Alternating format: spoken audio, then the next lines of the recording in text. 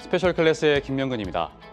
투자 공부는 무조건 쉽고 재밌게 단 한 번의 강의만으로도 스페셜 클래스가 스페셜한 이유를 제대로 보여주신 분이시죠. 주식시장의 그야말로 일타, 마운넷의 원조 주식 전문가십니다. 2000년부터 무려 23년째 시황 및 수급 분석, 그리고 기술적 분석의 대가로 꼽히는 마운넷 파트너 조일교 대표님을 모셨습니다. 대표님 강의 먼저 듣고 이어지는 대담에서 남은 이야기 나눠보겠습니다.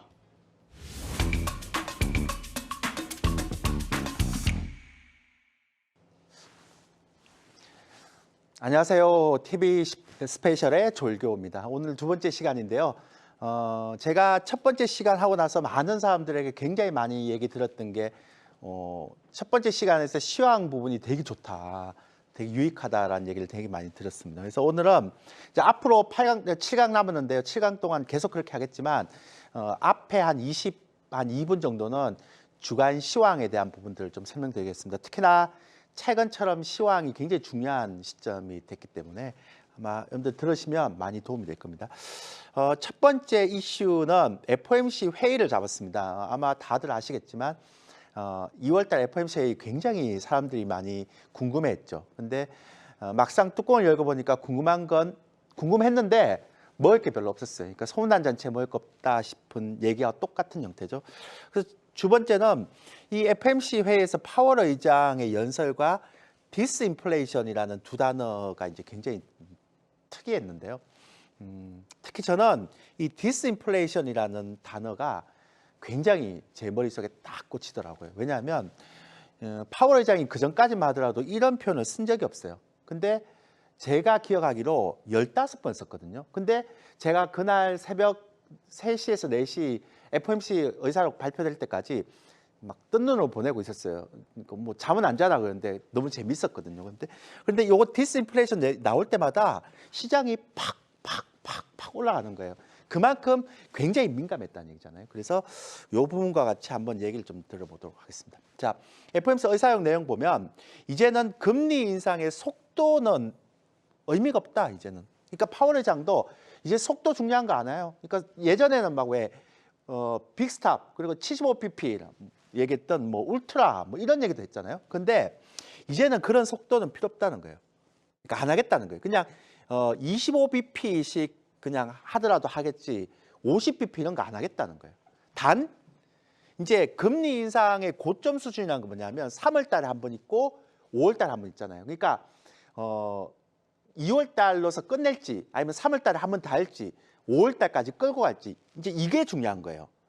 그러니까 예전에는 속도가 굉장히 중요했는데 이번에는 25bp 할까 아니면 빅샷 할까 50bp 할까 이거였는데 이게 이제 필요가 없는 거죠. 그리고 파월 의장 분명히 얘기했어요. 두 차례의 금리 인상을 고민 중이다. 그래서 25bp하고 25bp 그럼 끝은 언제 나느냐 5월 달 난다 이렇게 얘기했는데 그래서 인플레이션 2% 목표로 금리 인상 추가 인상한다 이렇게 얘기했는데요. 시장은 이 말을 안 믿었어요.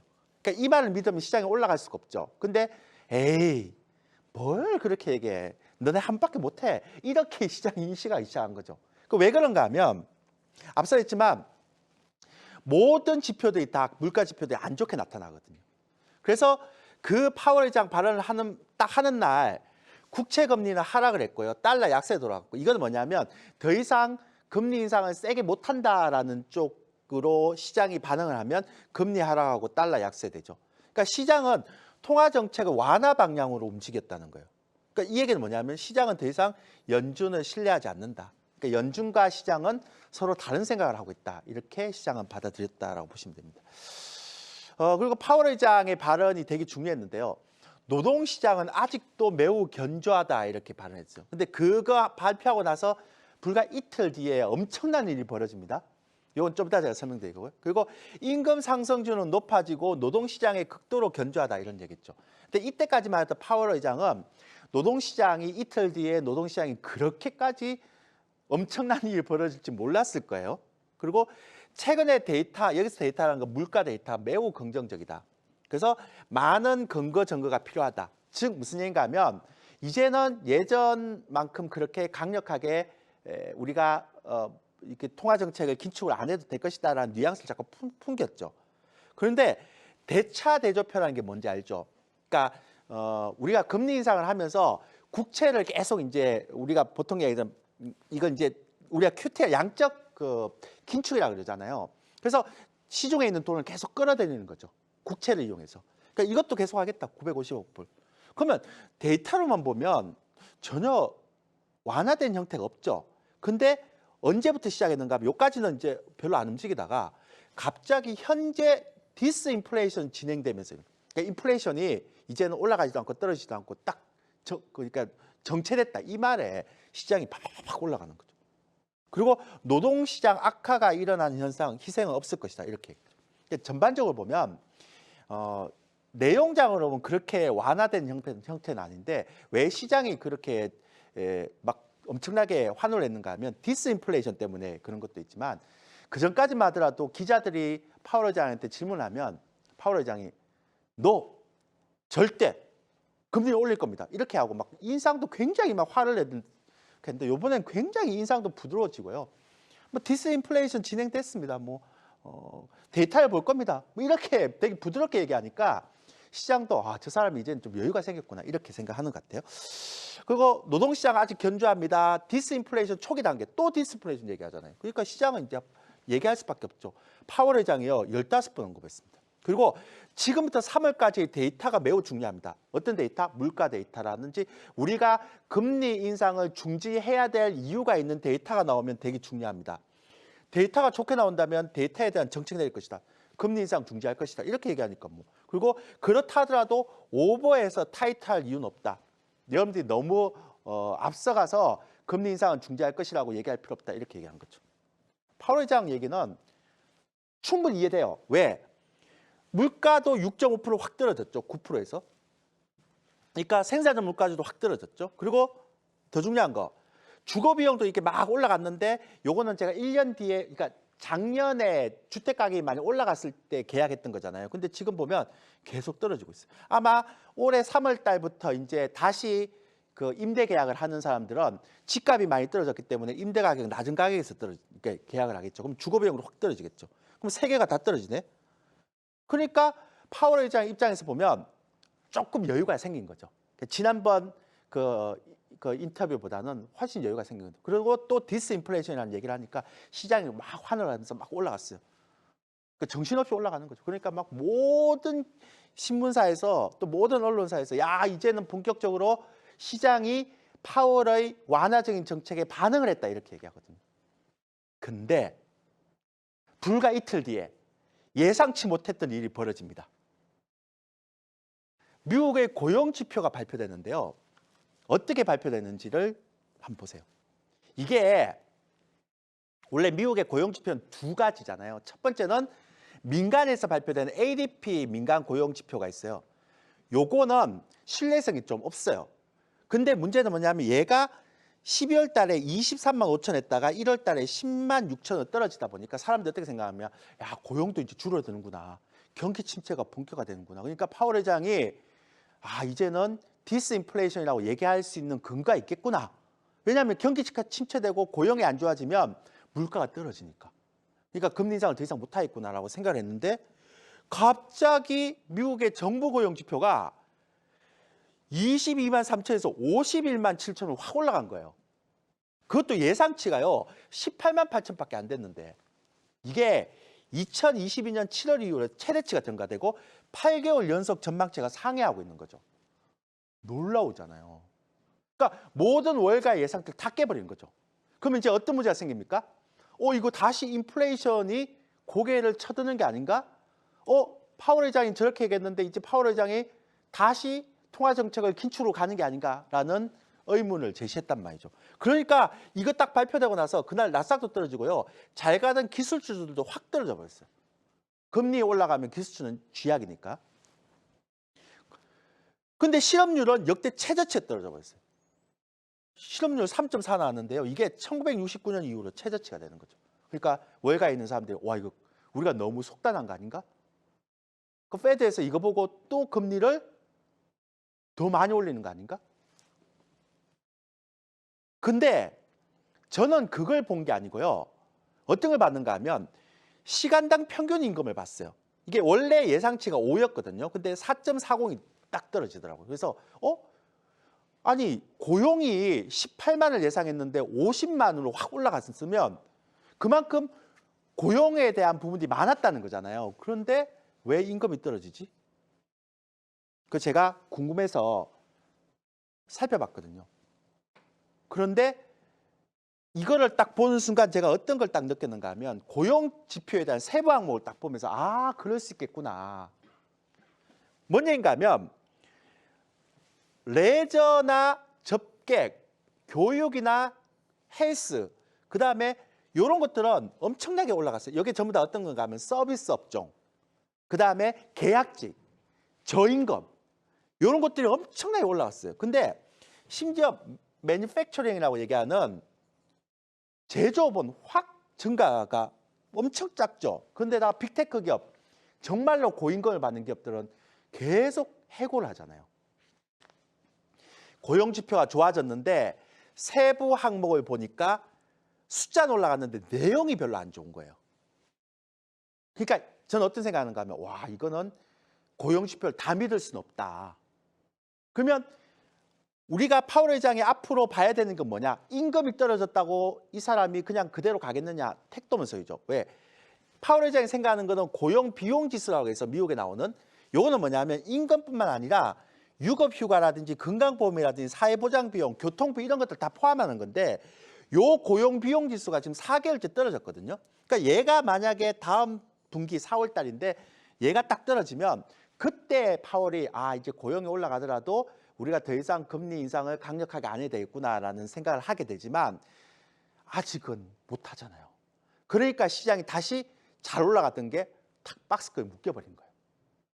그러니까 이제부터는 우리가 생각할 때 ISM 서비스 PMI 지수가 올라가서 서비스 쪽만 고용이 좋아지는 거지 제조업이나 고임금을 받는 쪽은 안 좋아지기 때문에 이제는 시장이 당분간 갇히는 양상으로 들어간다라고 보면 되겠죠. 그죠?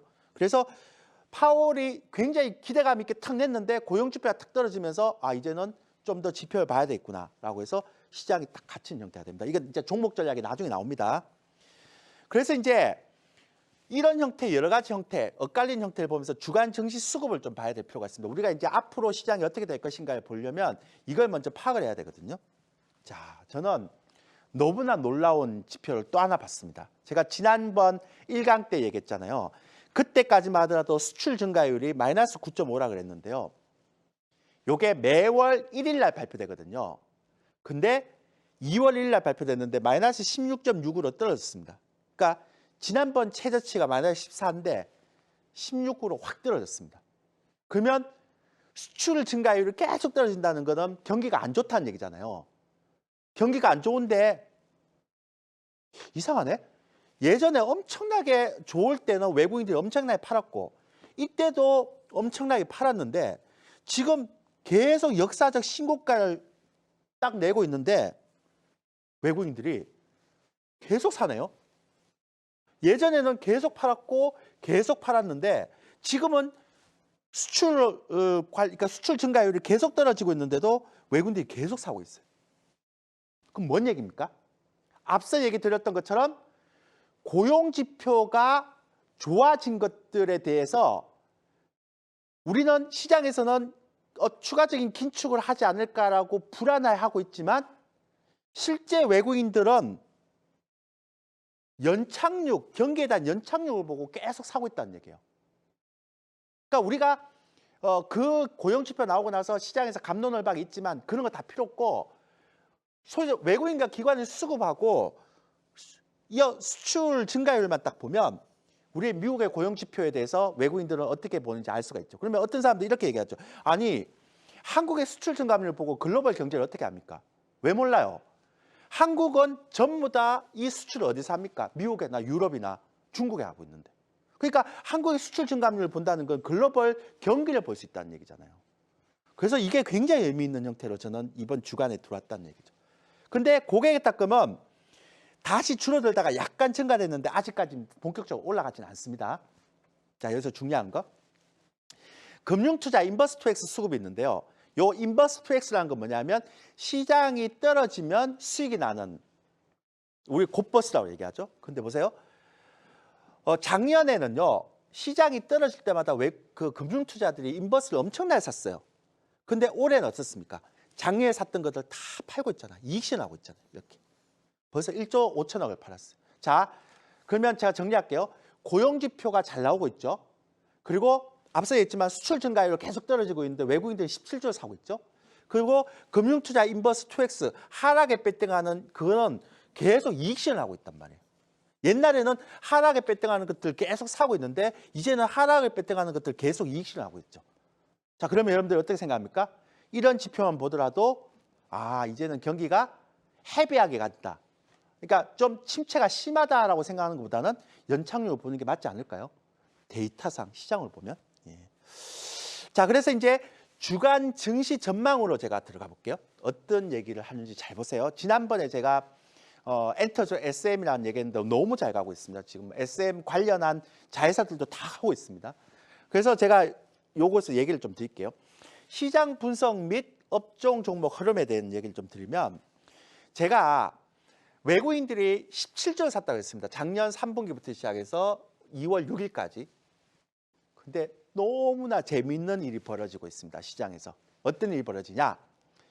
외국인들이 이 3분기 동안 17조를 샀는데요. 자, 17조를 샀습니다. 무지막지하게 샀습니다. 그리고 수출 증가율이 계속 떨어지고 있는데 근데 삼성전자, LG에너지 뭐 3조 막 사고 있죠. 근데 지금 여기서 보세요. 3% 이상 상승한 게 있나요? 제가 지난주에도 말씀드렸죠. 에이, 대형주니까 그럴 수 있죠. 자, 21일에서 30일까지 갈게요. 있나요? 하나 있네. 하나에어로스페이스. 자, 또 볼게요. 30일까지 보니까 또 있나요? 없어요. 자, 지금 제가 이 얘기 무슨 얘기인가 하면 쉽게 설명드릴게요. 외국인들이 사는 종목들은 길게 보고 사는 거예요. 그러니까 제가 지난주에도 똑같은 얘기했죠. 외국인들이 사는 종목들을 사려고 한다면 인내가 필요하다. 시간이 필요하다. 그래서 왜냐하면 얘네들이 매집하는 거는 아까도 말씀드렸잖아요. 수출 증가율이 계속 떨어지고 있는데 얘네들이 17조 샀다는 거는 낮은 가격에서 개인들의 물량을 많이 받아가야지만 나중에 2, 3년 뒤에 시장이 또 3천 돌파할 때 또 얘네들은 훨씬 더 좋은 가격대에서 개인들에게 팔 수 있잖아요.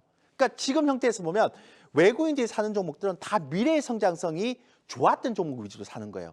그러니까 얘네들 입장에서는 올리면서 살 필요가 없죠. 근데 제가 왜 이걸 갖고 왔느냐. 외국인들이 사는 종목들 보세요. 대부분 다 어때요? 2차 전지, 반도체, 그 다음에 LG화학이라는 굉장히 싼 지주사, 하나솔루션이라는 인플레이션 감축 법안, 현대차 지배구조 있죠. KTNG 지배구조 있죠. 전부 다 이런 형태로 삽니다. NC소프트, 셀트리온, 현대미포조선, 포스코케미칼, 2차 전지의 대표적인 기업이죠. 현대모비스 지배구조 있어야 되죠. 은행주 마찬가지죠. 호텔신라, 리오프닝 관련주죠. 자, 근데 본격적으로 이 종목들이 막 치고 올라가는 섹터는 아니잖아요. 그러니까 여러분한테 제가 말씀드렸죠. 이런 종목들은 참고만 해라. 그냥 미래를 위해서 투자해라. 근데 SM이 없습니다. 제가 여러분한테 지난번에 얘기했던 SM이 없단 말이죠. 그럼 지금 많이 가고 있는 종목들은 어떤 종목이냐? 너무너무 작년에 굉장히 안 좋은 심리로 굉장히 추락했다가 이제부터 모멘텀을 가지고 있는 스마트머니가 올리는 그런 종목들이 올해는 갈 거란 말이죠. 그래서 결론적으로 제가 말씀드리고 싶은 건 뭐냐면 지금 외국인들이 사는 종목들은 2021년도에 66조, 2022년도에 16조 이 엄청난 매물이 다 있는데 이거를 밑에서 2100에서 2500 사이에서 다 받아가야지만 싸게 받아가야지만 그리고 여 위에서 3000선 이상에 샀던 개인들의 물량이 다 빠져야지만 그 다음에 얘들이 올라갈 수 있죠. 그럼 언제부터 올라갑니까? 예, 올해는 매집 국면. 그리고 내년 하반기부터는 요 매집했던 것들이 본격적으로 올라갈 수 있는 그런 국면이다. 그러면 올해는 여러분들이 외국인이 사는 종목들을 하려면 좀 길게 보고 가야 되죠. 그러면 올해 여러분들이 봐야 되는 섹터는 어떤 게 있겠습니까? 네, 아마도 물가지표나 3월 FOMC 회의 때 나올 때까지는 2월 달은 대형주가 못 가니까 조금 조정을 보일 수 있고요. 그 다음에 3월, 4월 달에 배당금이 유입되죠. 외국인들이. 그럼 그 배당금을 받아서 외국인들이 다시 국내 주식을 사게 되면 다시 3, 4월 달에 대형주가 좀 갈 수 있겠죠. 그러다가 다시 또 눌러주겠죠. 왜? 너무 못 땡기니까. 왜냐하면 시장이 올라가는 거에 대해서 페드가 싫어합니다. 왜냐하면 시장이 올라간다는 건 자산 가격이 올라가니까 그러면 사람들이 인플레이션, 기대 인플레이션이 또 올라갈 수 있으니까. 그러니까 페드도 시장이 올라가는 거 싫고 우리 외국인들도 막 올려서 개인들의 매물을 받는 게 싫으니까 올해는 박스권 정도밖에 안 된다. 그리고 4월 달에 고용 비용 지수가 나와야지만 페드가 본격적으로 통화 정책에 대해서 픽스를 한다. 그러면 제가 볼 때는 앞으로 2월장은 개별주 장세다. 그래서 제가 볼 때 2월장, 3월장, 4월장, 5월장 올해 적어도 상반기까지는 여러분들이 시가총액 10조 이상은 건드리지 않는 게 좋겠다. 그리고 가능한 한 시가총액이 한 2천억에서 한 5조 정도까지 종목들이 굉장히 잘 갈 것 같고요. 실제 시가총액이 큰 종목들, 지금 외국인들이 17조 정도 매수했는데 이 종목들이 잘 가는 시점은 매집이 끝나고 나서 본격적으로 경기가 연착륙이 아니고 돌아서는 시점에 될 것 같다. 그거는 제가 볼 때 내년 하반기 정도. 그럼 빠르면 내년 상반기부터 반등을 하겠죠. 그래서 2월 시장도 그렇고요. 앞으로의 시장 자체는 아무래도 중기 투자하고 단기 투자를 좀 갈라서 해야 되죠. 그러면 개별주는 어떤 거 해야 됩니까? 조금 있다가 거래량 강해서 어떤 패턴들의 종목들을 해야 되는지 제가 나중에 설명드리겠고요. 어쨌든 여러분한테 말씀드리고 싶은 거는 3월, 4월 달 배당금이 유입되기 전까지는 고용 지표가 나오면서 조금씩 이제 물가 지표나 통화 정책을 보려고 할 것이고요. 그 다음에 더 중요한 거는 제가 말씀드렸죠. 앞서 얘기 드렸던 것처럼 올해는 페드도 미국 시장이 너무 올라가는 걸 싫어할 거고 그 다음에 우리 외국인들도 막 올리면서 사지 않고 밑에서 계속 한 30조 정도는 매집하고 나서 올리지 않을까라는 생각을 하게 됩니다. 그래서 중기 투자는 외국인들이 매집했던 종목들 관심을 가지면 되고요. 근데 제가 볼 때는 2차 전지가 가장 좋습니다. 그리고 자동차 이런 것. 단기는 스마트 머니가 주도하는 개별 테마주를 여러분들이 좀 공략했으면 좋겠다. 적어도 언제까지는 4월까지는 그 장이 가장 중요한 형태의 흐름이 되지 않을까라는 생각을 합니다. 그래서 좀 여기에 보면 큰 돈이 많으신 분들은 이쪽 그냥 사시고요. 좀 올해 수익을 내고 결과를 내겠다라고 생각하시는 분은 이쪽으로 가면 됩니다. 뭐 어떤 거 해야 됩니까? 좀 이따가 거래량 강의하면서 어떤 패턴 해야 되는지를 구체적으로 설명을 드리면 되지 않겠습니까? 그래서 다음 주도 제가 주간 시황을 할 텐데요. 어쨌든 제가 말씀드렸죠. 종목을 하더라도 큰 흐름을 먼저 잡고 해야 됩니다. 그래서 우량주를 하겠다. 그러면 올해는 재미없다. 그렇지만 한 1년 뒤에 재밌다. 그거 생각하고 난 기다릴 수 있다. 나는 인내하는데 최고다라고 생각하면 이쪽 가고요. 난 인내 못해.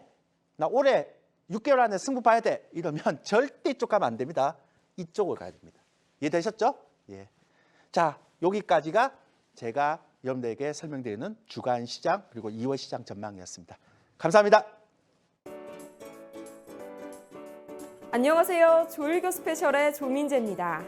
천재는 99%의 노력과 1%의 영감으로 탄생한다. 발명가 에디슨의 명언이죠. 노력을 성공으로 이끄는 단 1%의 영감이 없다면 천재는 탄생할 수 없을 겁니다. 투자 성공에 대한 꿈도 마찬가지겠죠? 여러분의 노력에 1%의 영감을 더해 성공으로 재탄생할 수 있도록 스페셜 클래스에서 준비했습니다.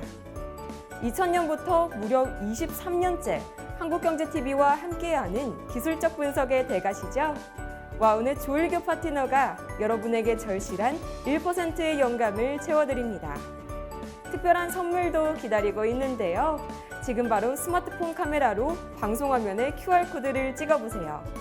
주식과 파생, 교육 VOD에 조일교 파트너의 핵심 자료집까지 모두 제공해드리니까요.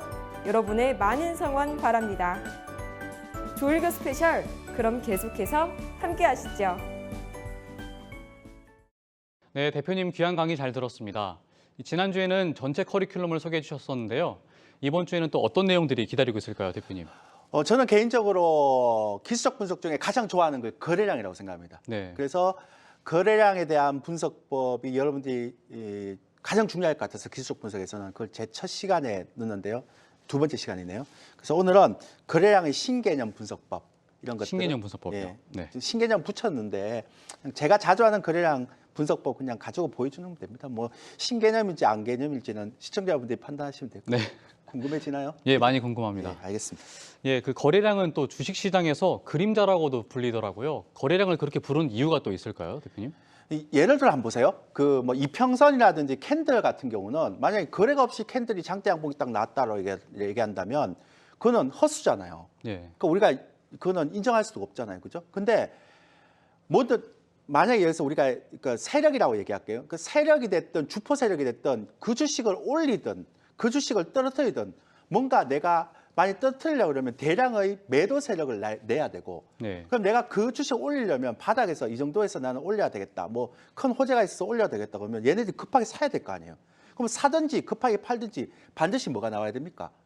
거래량이 나와야 될 거 아니에요. 그러네요. 네. 거래량 없이 뭐 자치가 없는데 어떻게 알 수가 있어요. 그래서 거래량은 뭐라 그럽니까? 주가의 그림자라고 그러는 겁니다.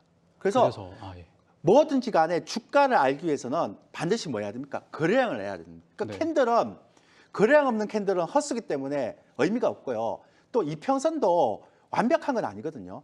한 제가 볼 때 30%밖에 안 되지만 근데 거래량은 주가의 그런 어떤 그림자고 반드시 주가를 올리든 떨어지든 거래량이 반드시 필요하기 때문에 저는 주가의 그림자, 거래량은 굉장히 중요한 개념이다 이렇게 말씀드리겠습니다. 아, 그렇군요. 이 거래량이 주식 투자의 중요한 개념이라는 건 이제 알겠습니다. 근데 거래량을 단순하게 살펴만 봐서는 또 안 될 것 같아요. 네. 이 거래량 분석이 또 중요한 이유가 있을까요? 제가 필요성을 한 3가지 정도로 말씀을 드리고 싶은데요. 네, 첫 번째는 뭐 다 그렇겠지만 거래량이라는 것도 속임수 파트는 있어요. 네. 그러니까 속임수라는 게 있습니다. 그러니까 예를 들어서 이런 거죠. 그러니까 만약에 이제 한 2달 뒤에 굉장히 많은 그 이게 호재가 있어요. 네. 그러면 사람들 속이기 위해서 그러니까 3월 달에 있는데 1월 달에 확 올라갔다가 다시 빼요. 그러다가 이제 3월 달에 본격적으로 올리는 경우가 있어요. 네. 근데 이걸 이제 정리하면 단기적으로는 속임수 패턴이 나올 수 있지만 중기적으로는 절대 속일 수가 없어요. 아, 그래서 거래량이 많이 들어온 거와 거래량이 적게 들어온 거는 완전히 차이가 나요. 그 예를 들다면 예. 제가 그 이제 좀 설명을 드리겠지만 첫 번째 유진 로봇 주봉이라는 패턴을 가지고 제가 좀 설명을 드리자면 근데 요 패턴을 보면 요게 지금 주봉인데요. 요런 패턴하고 똑같은 거예요. 그러니까 우리가 예. 보통 보시면 예. 여기 때는 거래량이 많이 터지진 않잖아요. 네. 보시면 요렇게. 네네. 근데 이렇게 올라가잖아요. 그렇죠? 근데 지난번에 터졌던 거래량만큼 이렇게 월등하게 터지진 않죠. 그러네요. 요런 게 속임수 패턴이에요. 아, 그러니까 요렇게 올라갔다가 거래량 터지고 올라가네라고 생각했다가 더 떨어져 버리죠. 그러니까 최근에 몇 년 동안 터졌던 요 거래량보다 훨씬 더 많은 거래량이 터져야 그게 진짜 세력이 들어온 거예요. 아, 요 정도 거래량이 터진 거는 진짜 세력이 들어온 게 아니에요. 그러네요. 그래서 흔들기죠. 그러니까 물량을 받기 위해서. 근데 이렇게 가다가 요때 터진 거량은 어떻습니까? 이전에 터졌던 거량보다 훨씬 더 많죠. 예, 확연히 다르네요. 확연히 다르죠. 그렇죠? 예. 그러니까 요 거량을 터뜨리기 위해서 그러니까 임시로 터뜨리고 이렇게 빼서 물량을 잡는 거예요. 근데 이제 이렇게 이전에 터졌던 이 거량보다 굉장히 많이 터진 거량이 나오면 이때부터예요. 뭐갑니까? 이제 본격적으로 시간이 다 됐다는 거예요. 그러니까 이렇게 거래량이 굉장히 많이 터지는 형태의 그런 구간을 반드시 봐야 된다는 거예요. 아, 그래서 거래량은 단기적으로 이렇게 속일 수는 있어요. 근데 우리는 안 속아야 되죠. 예. 거래량이 많이 터지지 않기 때문에 예. 이전보다는 엄청나게 그 거래량이 많이 터지는 이때는요 무조건 잡아야 됩니다. 아, 그때 이해되시죠? 잡아야 되는 거군요. 예, 요때는 이제 시작했다. 그러니까 앞에 거래량이 없이 올라가는 거는 그냥 무시 이렇게 되는 거죠. 아, 그래서 지금, 이걸 예. 이제 단기적으로는 속일 수 있어도 중기적으로는 속일 수 없다 이렇게 얘기하는 거죠. 그 대표님 지금 말씀하신 단기적으로 속일 수는 있어도 장기적으로는 속일 수 없다. 네. 그런 말씀이 대체 어떤 의미로 받아들여야 그러니까 될까요? 예를 들어서 거래가 정말 크게 들어와 버리잖아요. 네. 그러면 그 거래가 정말 크게 들어온 종목들은 단기적으로는 조금 빼더라도 어차피 그게 빠져나가지 않는 한 다음에 또 올릴 수 있다는 거예요. 그러니까 제가 얘기하고 싶은 핵심은 뭐냐면 평소에 터지지 않는 굉장히 많은 거래량이 양봉에서 터졌다. 그러면 그 종목은 계속 봐야 된다는 거예요. 아, 단기적으로 조금 주가 떨어지더라도 예, 예. 다시 올릴 수 있는 여건의 가능성이 있다라고 생각하는 거죠. 아, 네. 그렇군요. 그러면은 이 양봉의 거래량보다는 음봉의 거래량이 더 중요하다는 말씀이신 거죠? 아니요, 이렇게- 두 번째 패턴은 그렇다는 거죠. 그러니까 네. 첫 번째는 그 양봉의 거래량이 엄청나게 많이 터져 있는 종목들 보되 예, 두 번째 봐야 되는 거는 양봉의 거래량도 중요하지만 음봉의 거래량도 되게 중요하다는 거예요. 아. 그러니까 왜 그런가를 제가 설명을 좀 드릴게요. 예, 예. 보통 우리 그 MC 분께서는 세력들이 이렇게 쫙 주가를 이렇게 쫙 올리다가 고점에서 내가 이제 팔아야 되겠다라고 생각하면 고점에서 세력들이 주가를 확 팔겠죠. 그러면 주가를 팔게 되면 물량이 많이 나와야 되잖아요. 네. 그 물량이 많이 나온다는 거는 고점에서 캔들이 음봉이 나오고 거래량이 많이 터진다는 얘기잖아요. 네. 그럼 터졌다는 얘기는 세력들이 그거를 개인들한테 넘겨주니까 음봉의 거래가 많이 터지는 거잖아요. 아, 네. 자, 그러면 카카오라는 주봉을 한번 볼게요. 잘 보세요. 이게 보면 굉장히 많이 쭉 올라가다가요. 여기 보시면 아시겠지만 이게 쭉 올라가다가 네. 어느 순간 고점에서 음봉이 굉장히 많이 터지죠. 아, 그러네요. 네. 요때는요. 항상 얘기하죠. 보세요. 다시 이렇게 내려왔다가 다시 올라가더라도 이 음봉의 거래량 자체를 못 돌파하잖아요, 지금. 네. 박스권 안에서 움직이네요. 그러니까 이거 아예 자체를 못 올라가요. 예, 그러니까 맞고 또 맞죠. 또 내려가는데 또 거래량 터지죠. 네. 자, 이 얘기 무슨 얘기인가 하면 카카오가 어느 정도 고점에 나왔기 때문에 위에서 계속적으로 매도를 치는 거예요. 그래서 보통은 음봉의 거래량이 이거 주봉입니다. 일봉은 잘 안 맞아요. 주봉에서 음봉의 거래량이 고점에서 굉장히 많이 터지면 그 터지는 그 시점이 강력한 매물대가 돼버려요. 그럼 그런 종목도 어떻게 해요? 빨리 빠져나와야 돼요. 아, 그때 나와야 되는군요. 그러니까 뒤도 돌아보지 말고 그냥 빠져나오면 돼요. 예. 그러니까 제가 얘기 드렸던 것처럼 그래서 음봉의 거래량은 매물대이기 때문에 굉장히 중요하다고 생각하는데 요걸 역이용할 수도 있어요. 그건 네. 나중에 제가 설명드릴게요. 그래서 저는 음봉의 거래량이 양봉의 거래량 맞지 않게 되게 중요하다. 그래서 네. 고점에서 음봉의 거래량이 터지면 이건 무조건 빠져나와야 될 종목이다. 예. 라고 말씀을 드릴게요. 지금 대표님 말씀하신 것 중에 이제 음봉의 거래량이 양봉의 거래량보다 중요하다고 말씀을 해주셨는데 이 양봉의 거래량에서도 살펴봐야 되는 부분이 분명히 또 있을 것 같아요. 당연히 있죠. 예. 왜냐하면 이거 한번 보실래요? 아까하고는 좀 달라요. 이 히림이라는 종목인데요. 네. 잘 보세요. 얘는 보세요. 이렇게 양봉의 거래량이 확 터졌잖아요. 근데 내려올 때 네. 음봉의 거래량이 터지나요? 안 터지네요. 그러면 제가 음봉의 거래량이 터진다는 거는 매물대라는 거잖아요. 네네. 근데 얘는 양봉만 터지고 음봉의 거래량이 없이 그냥 떨어지잖아요. 네. 그럼 얘가 다시 올라갈 때 매물이 될까요? 안 될까요?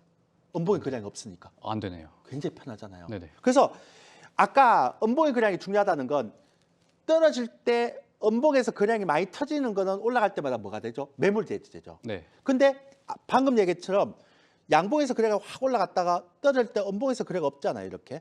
이런 건 네. 다시 작은 거래량으로도 쉽게 올라갈 수 있어요. 아. 자, 보세요. 또 거래가 터졌죠. 근데 여기서 이만큼 터질 때 음봉의 거래량이 있습니까? 없습니까? 없습니다. 여기도 있습니까? 없습니까? 없죠. 없네요. 네. 그러면 이 라인에서는 매물대가 됩니까? 안 됩니까? 안 되네요. 그러니까 쉽게 올라가 버려요. 오. 근데 앞서 봤지만 카카오는 어때요? 이제 올라갈 때 여기 한번 터졌기 때문에 올라갈 때마다 뭐가 돼요? 매물대죠. 매물이. 올라가. 네. 삼성전자 보여드릴까요? 삼성전자 고점에서 거래 터졌죠. 네. 이거 또 터졌죠. 네. 또 터졌죠. 그러니까 이렇게 떨어질 때마다 거래가 계속 이렇게 음봉에서 터지는 종목들은 굉장히 부담스러운 거예요. 그럼 이걸 시황에 접근시키면 어때요? 대형주가 떨어지면서 계속 음봉에서 주봉상 거래가 터진다는 얘기는 무슨 얘기예요? 시황상 좋지 않다는 거죠. 그럼 그때 아까 수출 증가율 같은 거 있죠. 그 딱 보는데 수출 증가율이 막 증가되는데 외국인이 계속 팔았다. 이러면 이상하네? 시장 떨어지겠네. 그리고 금융 투자가 인버스 투엑스를 굉장히 많이 샀다. 네. 이상하네? 막 팔고 나가는 거죠. 그러니까 이렇게 차트나 거래량을 통해서 시황을 알 수도 있다는 거예요.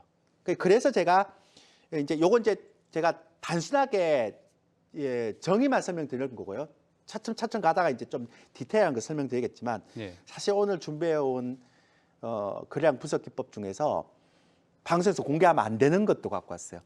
저 사실 이거 안 되는 거거든요. 나중에 한번 들어보시면 아시겠지만 네.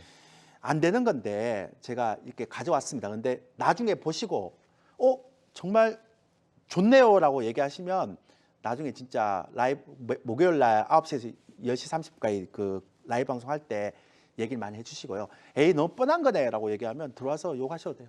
자신 있습니다. 그러니까 제가 말씀드린 건 그걸 하기 위해서 처음에 지금 정의 단계에서 그러니까 양봉과 음봉의 그 개념을 설명드린 거예요. 그러면 설명드리면 음봉에서 거래가 막 떨어질 때 음봉에서 거래가 많이 터진 종목들은 웬만하면 하면 된다, 안 된다? 안 된다. 안 된다. 그리고 양봉에서 거래가 딱 터졌다가 떨어질 때 눌림목 받을 때 음봉에서 거래가 안 터진 종목들은 주가가 좀 떨어지더라도 언제든지 다시 올라갈 때 쉽게 올라갈 수 있다. 왜? 네. 매물대가 없을 수 있으니까. 아, 그게 이제 단기적으로 거래량은 속여도 중기적으로 못 속인다. 이 얘기예요. 네. 이해되시죠? 네, 이해했습니다. 그렇게 세 가지를 제가 구분해 놨습니다.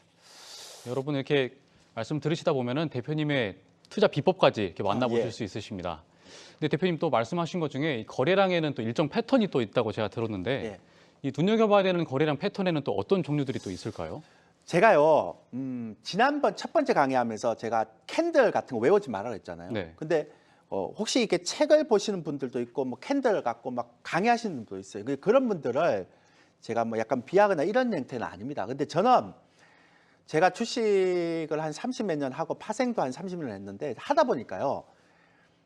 암기가 아니더라고요. 그러니까 패턴이라는 건 암기가 아니에요. 그러니까 제가 지금부터 설명하는 것도 암기가 아니라는 거에 단정해서 설명을 드릴게요. 네. 그러니까 제가 이거는 패턴이 아니에요. 그 두 번째는 왜 우리가 학교 다닐 때 이런 얘기 많이 하잖아요. 뭐 단어는 많이 외워야 된다. 수학 공식도 많이 외워야 된다. 이렇게 네. 하잖아요. 근데 주식은 패턴을 많이 외우는 사람들이 승리할 수가 없어요. 그러니까 참고로 제 얘기를 할게요. 저는 패턴을 딱 제가 좋아하는 패턴 3개만 딱 갖고 해요. 그러니까 그 패턴에 들어오지 않은 종목들은 안 해요. 그러니까 선별하는 거죠. 네. 근데 그거를 제가 뭐 다는 아니겠지만 오늘 공개하니까 얼마나 제가 마음이 쓰였겠어요. 그러니까 지금 무슨 얘기인가 하면 이 패턴을 여기서 공개하고 나면 많은 사람들이 그 패턴을 따라하게 되면 또 패턴이 바뀌어요. 네. 그러니까 제가 정말 힘들었어요. 근데 뭐 다는 아니니까 제가 말씀드리겠지만 되게 중요한 거예요. 그래도 여러분들의 어떤 생각이 확 바꿀 수 있어요.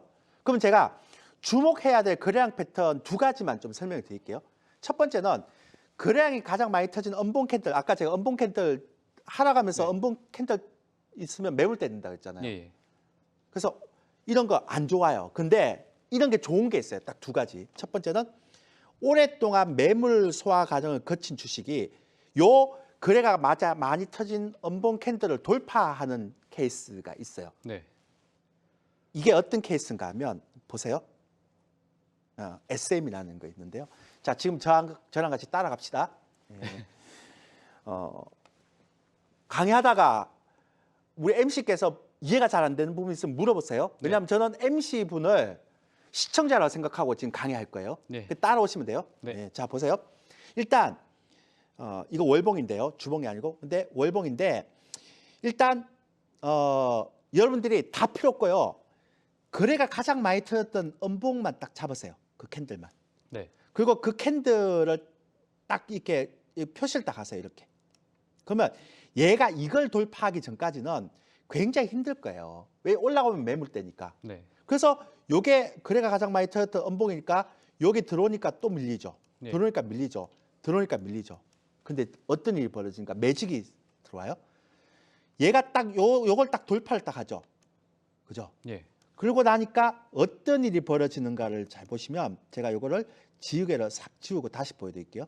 자, 보시면 자, 요걸 탁 돌파하고 나니까 어떤 일이 벌어지는가 하면 자, 내려오니까 어때요? 요 거래량 가장 많이 틀었던 요 2가지 포인트의 윗꼬리가 어떻게 돼요? 지지가 되죠. 아. 그러니까 지금 무슨 얘기인가 하면 매물이 가장 많았던 곳을 돌파하게 되면 네. 그 다음부터 내려올 때는 그 매물이 뭐가 됩니까? 지지가 됩니다. 지지대. 예. 근데 사람들은 일봉만 보다 보니까 잘 안 봐요. 근데 얘는 SM은요. 계속 거래가 많이 터졌던 라인을 돌파했다가 계속 지지를 하고 있어요. 지금 SM이 시장에서 가장 핫한 종목이 돼버리잖아요. 예. 자, 2번째 보여드릴게요. 레인보우 로보틱스예요. 그러니까 여러분들 생각할 거 없어요. 그냥 저만 따라오세요. 거래량이 가장 많이 터졌던 주봉상의 음봉의 거래량만 딱 체크를 해서 줄을 딱 끊으세요. 여기죠. 맞죠? 네. 자, 그러면 저랑 따라갈게요. 얘가 딱 거래량 양봉이 딱 거래가 터졌는데 요 라인에 딱 오니까 어때요? 맞죠? 네. 또 미끄러지죠. 또 요 음봉이 거래가 많이 터졌던 요 라인에 오니까 딱 또 미끄러지죠. 근데 어느 순간 되니까 제가 지금 표시했던 요 음봉의 거래가 가장 많이 터졌던 이 라인에 밑으로 내려옵니까? 안 내려옵니까? 안 내려옵니다. 딱 같이죠. 네. 그러면 이게 무슨 의미인가를 제가 설명을 드리면 여기서 거래량이 엄청나게 많이 터져서 많은 사람들이 물렸다는 거 아니에요. 그러니까 명건씨가 여기 추경에서 다 물린 거예요. 네. 그러면 이 물량을 빼기 위해서 무려 이 사람들은 얼마 정도를 기었는가 하면 올라가서 빠지고 올라가서 빠지고 올라가. 그러면 여기에서 물렸던 사람들은 지치죠. 그렇죠. 지치니까 계속 내려올 때마다 물량을 조금씩 팔아요. 근데 어느 순간은 여기 딱 갇히잖아요. 이렇게. 네. 그러면 더 이상 여기서 나온 물량을 빼면서 물량을 받아내지 않고 갇힌 형태에서 물량이 딱 빠지는 거예요. 그러다가 요 고점 있죠. 네. 딱 돌파하는 순간 급등을 해버리는 거예요. 그러니까 즉 무슨 얘기인가 하면 이렇게 고점에서 거래량이 큰 음봉의 거래량이 한번 나오면 이 거래량의 물량을 뺏기 위해서 한 1년, 2년을 다 기다가 다시 이 구간에 딱 들어와서 이렇게 눌림목이 딱 있는 종목들은 매물이 다 소화됐다고 보는 거죠.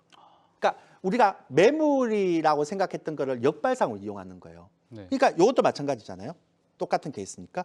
이렇게 보시면 되고요. 그 다음에 또 한번 보세요. 제가 이것도 한번 보여드릴게요.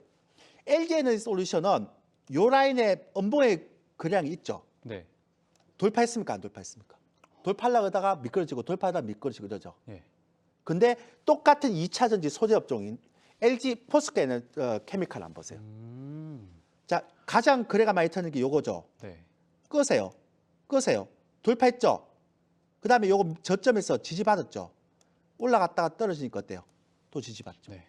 그러니까 결국 무슨 얘기인가 하면 주봉상에서 음봉의 거래량이 가장 많이 터졌던 이 라인이 사실은 오랫동안 이렇게 저항대가 됐지만 이게 돌파되는 순간 다시 내려올 때는 뭐가 됩니까? 강력한 지지단이 되는 거예요. 굉장히 중요한 형태죠. 그죠? 이걸 제가 설명을 드리려고 하는 거죠. 여러분, 대표님의 이 세 가지 패턴 중에 벌써 두 가지를 들으셨습니다. 이 SM이 또 요즘에 유난히 또 핫했던 그런 종목이었는데 궁금했던 점을 쏙쏙 골라가지고 설명을 해주시니까 아주 이해가 빨리 됩니다. 근데 그 대표님 말씀을 듣고 보니까 이런 패턴들이 또 잘 보이는데요. 네. 이런 거래량 패턴에 또 주목하는지 이제 좀 알 것 같습니다.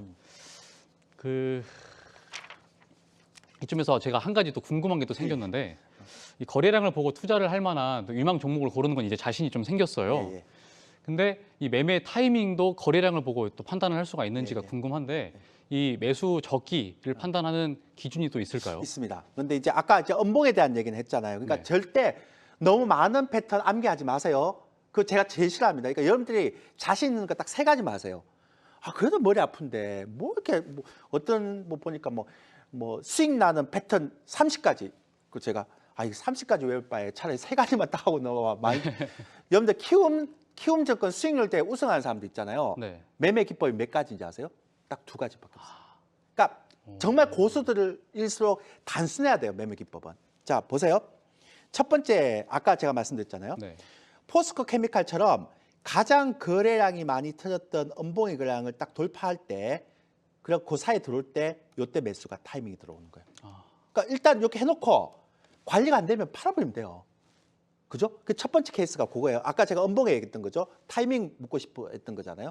그럼 첫 번째 타이밍은 앞서 얘기 드렸던 것처럼 음봉의 거래가 가장 많이 터졌던 그 라인을 돌파한 뒤에 혹은 그 라인 들어왔을 때 그 라인이 무너지지 않은 패턴. 두 번째 거 제가 보여드릴게요. 자, 빨리 가죠. 네. 현대로템처럼 거래가 이렇게 양봉이 터졌어요. 네. 양봉이 터졌어요. 그럼 제가 그 다음부터 음봉이 터져야 된다고 했습니까? 안 터져야 된다. 안 터져야 된다고 했죠. 네. 쭉 보면.